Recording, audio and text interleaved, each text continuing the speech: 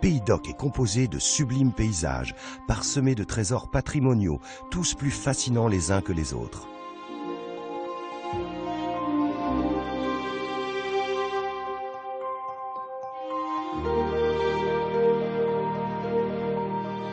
C'est une région du sud-ouest de la France.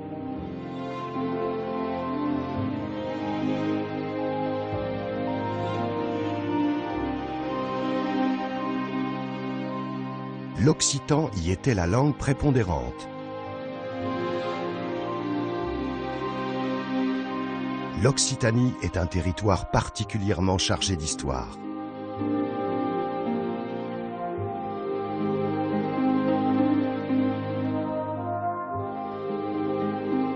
Au cœur du Pays d'Oc coule le canal du Midi, reliant la Méditerranée à l'Atlantique. Inscrit au patrimoine mondial de l'UNESCO, ce canal date du XVIIe siècle. Pierre-Paul Riquet, son concepteur, en a fait une prouesse technique, mais aussi une œuvre d'art.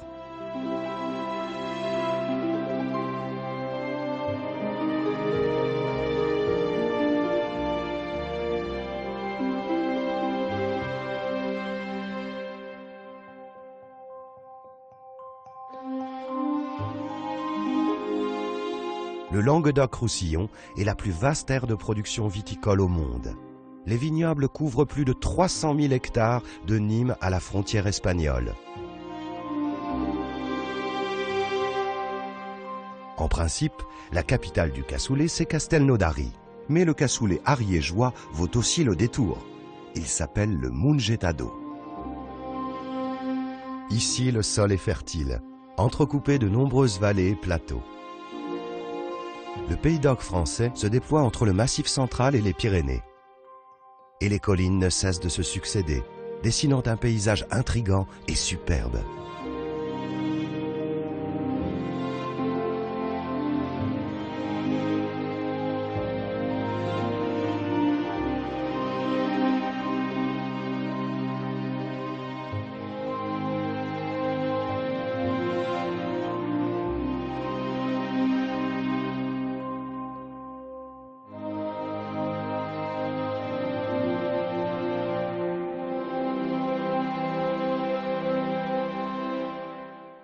Au XIe siècle, l'Occitanie couvre la majeure partie du sud de la France.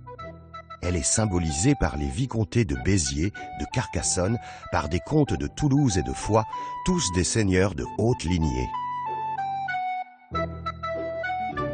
À cette époque, la vie des villages s'organisait autour des châteaux.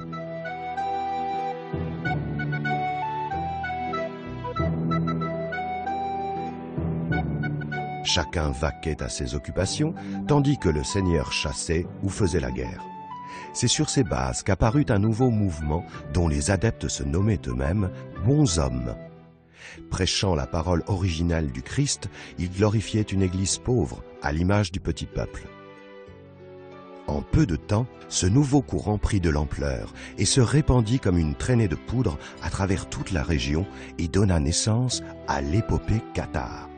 Afin de purger le sud de l'hérésie, à Rome, le pape et ses prélats mobilisent alors une armée de prédicateurs. L'assassinat du légat du pape par des chevaliers occitans sera le détonateur d'une violente répression. Une véritable armée est levée avec l'aide du roi de France. En juillet 1209, l'armée conduite par l'abbé de Cîteaux et le terrifiant Simon de Montfort est devant Béziers. L'abbé Arnaud Amaury est alors questionné. « Seigneur, comment allons-nous reconnaître les bons des mauvais chrétiens ? La réponse est claire, tuez-les tous, Dieu reconnaîtra les siens. » Un terrible bain de sang suivit.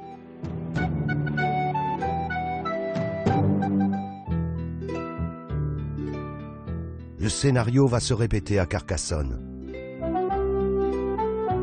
Sa résistance ne sera pas longue. Les citernes vides, la ville est assoiffée. Carcassonne est stratégique. La ville monte la garde, au croisement des routes, vers l'Atlantique, la Méditerranée, les Pyrénées.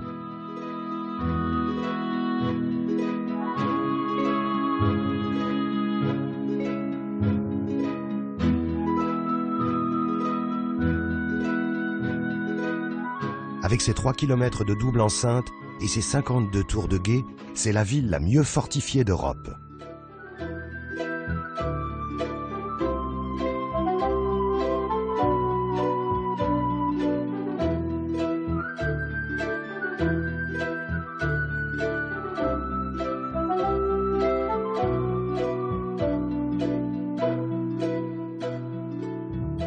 Après la chute de Carcassonne, l'histoire continue et s'appelle désormais la croisade des Albigeois.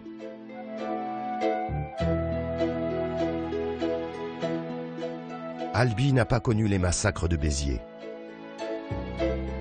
De cette ancienne époque reste la cathédrale Sainte-Cécile, qui compte parmi les plus belles de France. Et si de l'extérieur elle a l'aspect d'une forteresse écrasante, de l'intérieur elle est d'une beauté exceptionnelle.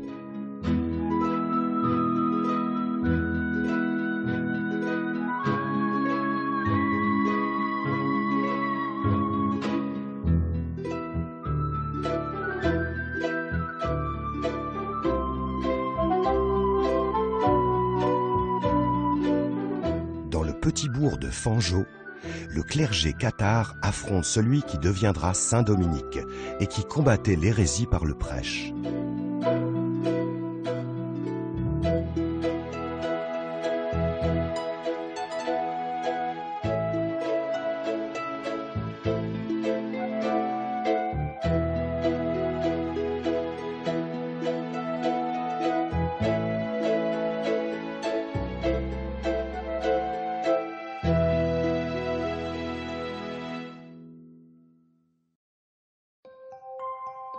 Sous les comtes de Toulouse, la poésie des troubadours connut son âge d'or.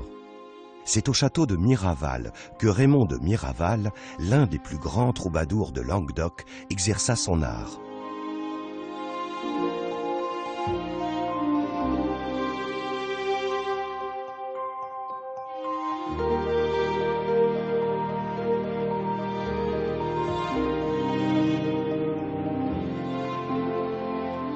Non loin, la forteresse de Puylaurens domine la plaine du Lauragais du haut de ses 697 mètres.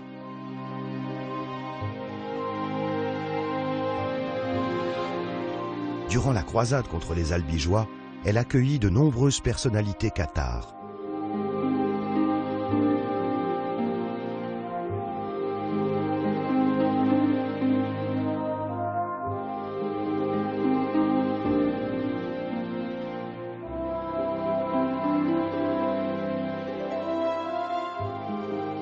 Perpertuse, autre grande forteresse du Fenouillède, tout aussi imprenable. Rien n'aurait pu en venir à bout, sinon la faim, la soif ou la trahison. Le 16 mai 1240, la plus forte place de la chrétienté devient possession du roi de France.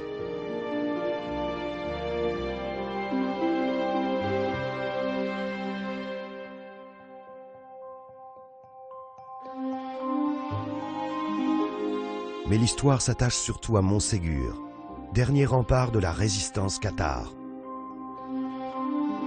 Son siège dura près d'une année.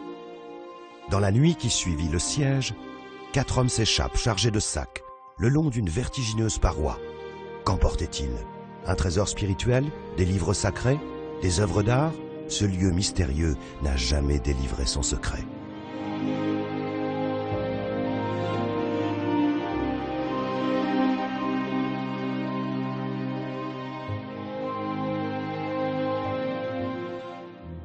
À l'horizon, Béziers et sa cathédrale Saint-Nazaire. Cet immense monument gothique a été édifié dans la partie ouest de l'ancienne ville médiévale.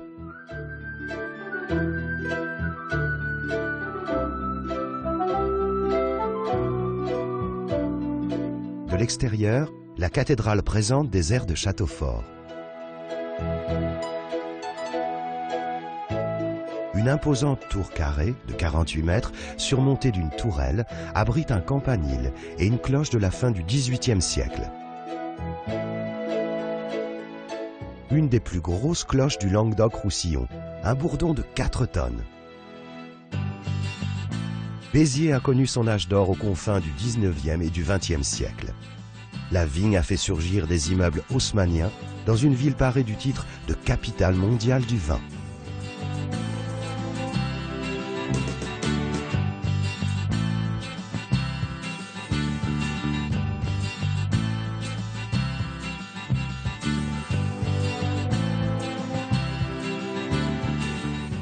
À 2 pas de la mairie, un autre superbe témoignage architectural fondé au siècle précédent, les Halles.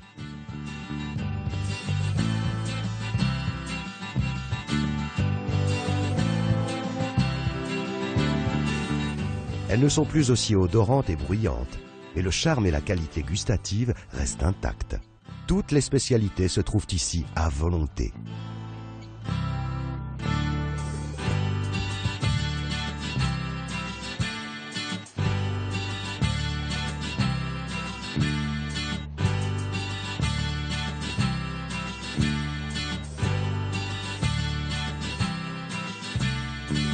Le Jardin des Poètes est un lieu de contemplation imprégné de la fraîcheur du vaste étang et de plantes tropicales.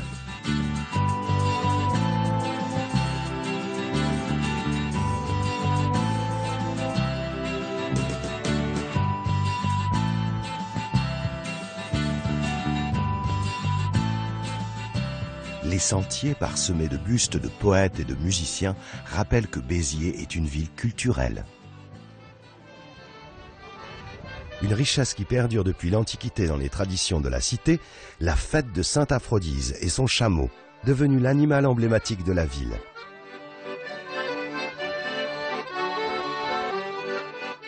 Un folklore qui ne risque pas de tomber dans l'oubli.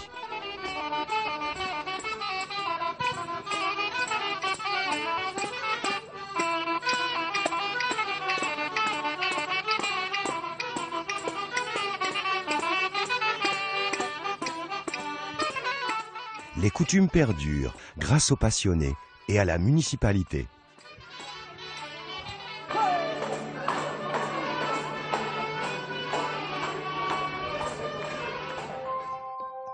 Les allées Paul Riquet sont un lieu de promenade privilégié des Biterrois. Elles sont bordées d'hôtels particuliers et de cafés sous les platanes. On y découvre la statue de l'inventeur du canal du Midi, Pierre-Paul Riquet. Il n'a pas hésité à utiliser ses propres deniers pour poursuivre les travaux. À sa mort, c'est un homme ruiné qui ne vit même pas l'aboutissement de son rêve réalisé quelques mois plus tard.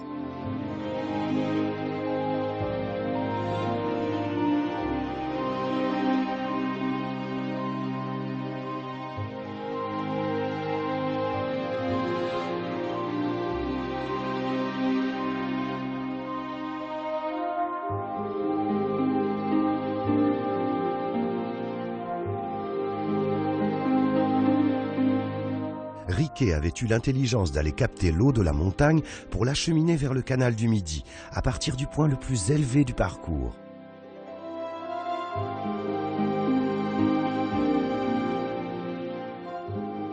Il a réalisé le creusement de ce canal, mais Auguste, Néron, Charlemagne, François Ier, Charles IX et Henri IV y avaient aussi songé.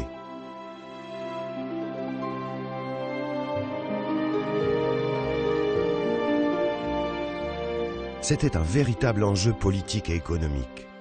La construction d'un tel ouvrage permet d'éviter aux bateaux et aux marchandises de prendre la mer et de contourner la péninsule ibérique. À cette époque, le transport maritime comportait de nombreux dangers à cause des brigands et des pirates. Un décor bien différent de celui du canal.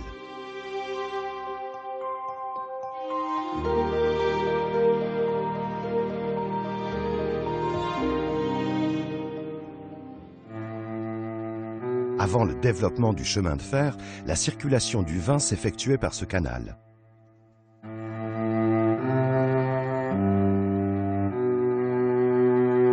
Mais à partir de 1900, survient la surproduction. Du sucre pour élever le degré et de l'eau pour augmenter la quantité sont ajoutés au vin. Ces fraudes entraînent l'effondrement des cours. La misère s'installe. Des comités de soutien se forment dans les villages un peu partout. 1907, Béziers est au cœur de l'événement. les élus démissionnent en masse.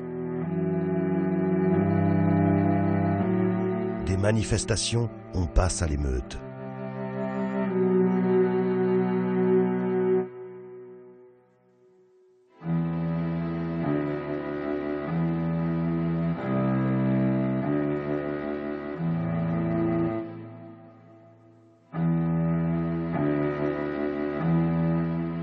À Narbonne, le 10e régiment d'infanterie chante l'Internationale. L'armée tirera sur la foule. Le 17e régiment d'infanterie désobéit alors à son officier et soutient Béziers.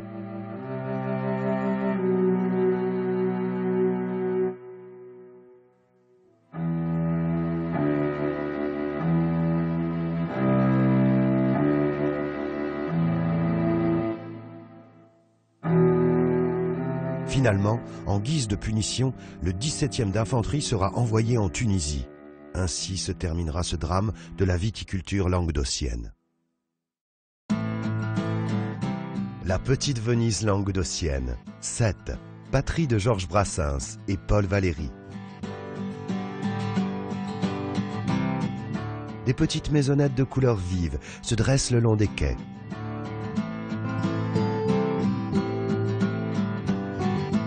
Sète est le plus grand port de pêche français en Méditerranée.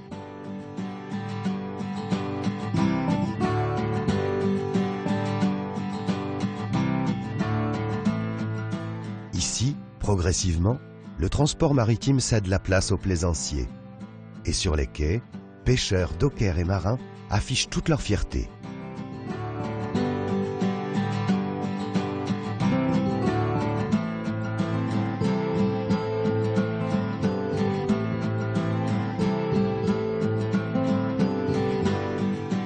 Les racines napolitaines ou catalanes de la population donnent des personnages hauts en couleur et une ambiance unique.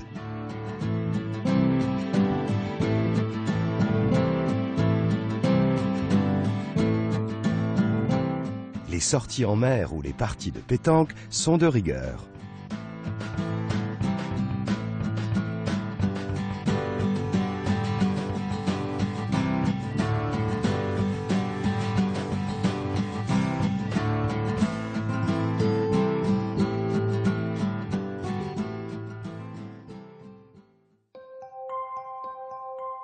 Le Larzac cache un univers où l'eau coule en abondance dans l'obscurité. L'eau se dérobe sous une épaisse couche de calcaire. Ces plateaux sont entaillés de gorges profondes, aux versants escarpés et boisés. Adossés au contrefort du Massif central, une mosaïque de paysages recèle des richesses patrimoniales remarquables.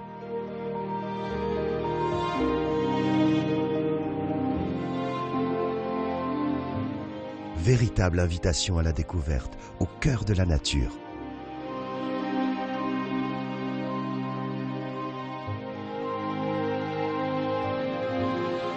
À la recherche de la calcite, une sorte de cristal, ces spéléologues s'apprêtent à s'engouffrer dans l'obscurité vertigineuse.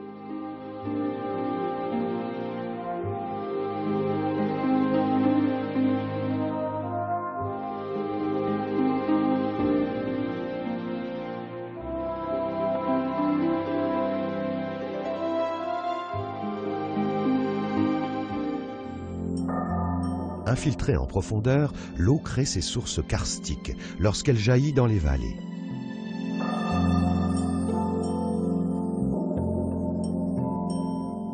Le plateau calcaire sous lequel il s'engouffre s'est formé il y a 65 millions d'années.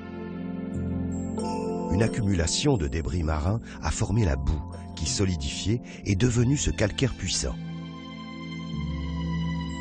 La pluie, les ruissellements, se sont précipités dans ces failles, les agrandissant et formant petit à petit ces immenses cavités.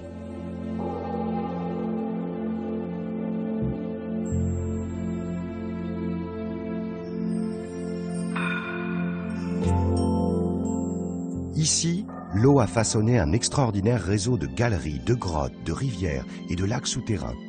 Elles attirent de nombreux explorateurs qui descendent les cascades glacées chargées de leur matériel.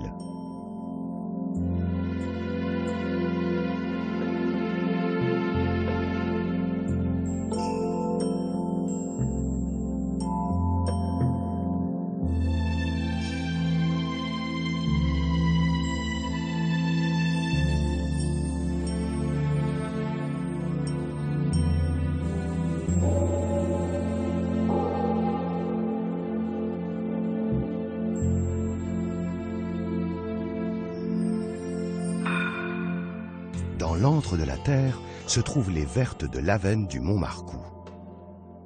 À l'abri des regards et des convoitises, l'eau a sculpté durant des millions d'années un mariage d'atomes entre le nickel et le calcium.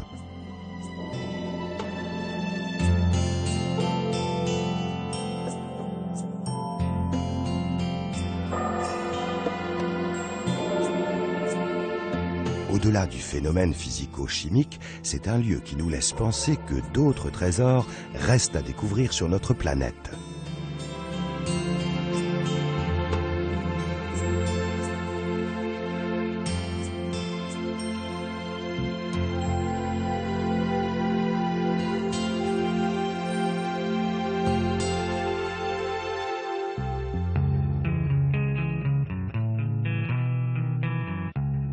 À l'abri des sommets de la Haute-Ariège se trouve une immense carrière. Nous sommes à Trimouns, la plus grande usine de talc au monde.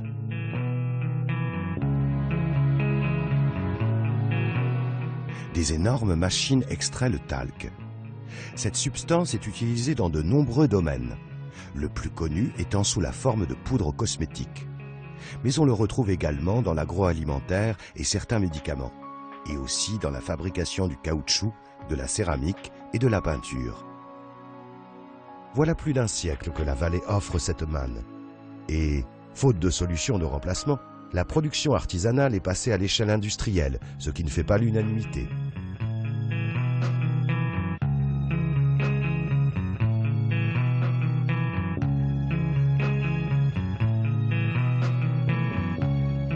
Ce cirque impressionnant, aux paysages lunaires insolites, est ouvert au public.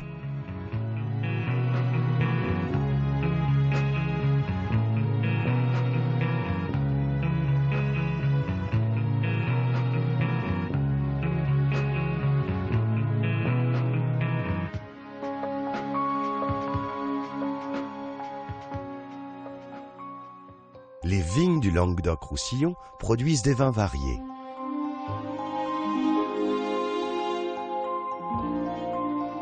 Le vin effervescent, reconnu comme étant le plus ancien au monde, vient du Languedoc. C'est la Blanquette de Limoux. 173 000 hectares de vignes sont cultivés dans cette région. Les vins du Languedoc-Roussillon, longtemps considérés comme des vins de moindre qualité, connaissent un regain de popularité depuis l'avènement des vins de cépage, commercialisés pour la plupart sous la dénomination Pays d'Oc.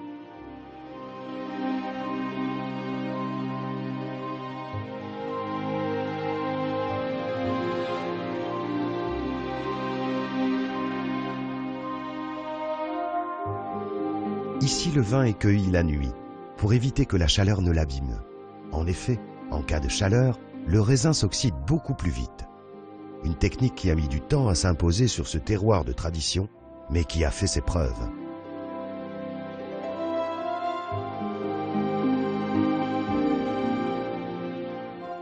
Ces terroirs exceptionnels offrent aujourd'hui au monde entier de grands vins chargés de culture et de passion.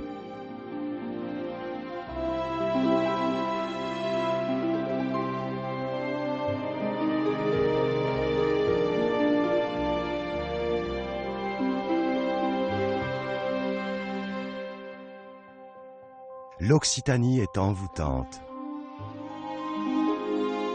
Ces paysages époustouflants regorgent de hauts lieux dont la beauté n'a d'égal que le mystère. Mais au cœur de cette apparence majestueuse, le Pays d'Oc n'en reste pas moins chaleureux et plébiscité pour sa gastronomie conviviale et gourmande.